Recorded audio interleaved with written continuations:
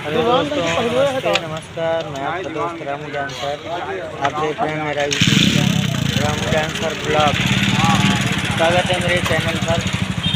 आज का प्रोग्राम हमारा दीवानगंज में है।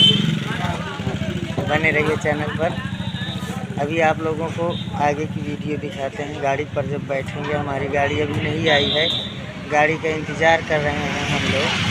ये देखिए हमारे नक्काशी या टंकी सेकने वाले बैठे हुए हैं, इंतज़ार कर रहे हैं हम लोग।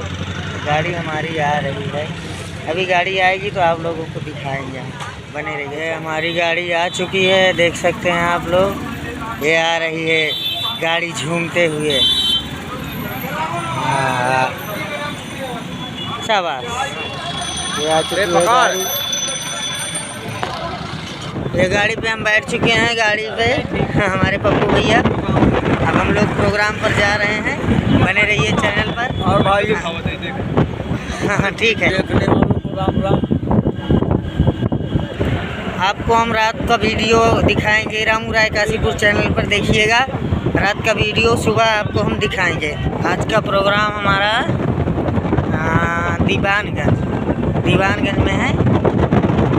चलते हैं, तब तक के लिए नमस्ते नमस्कार। फिर मिलेंगे अगले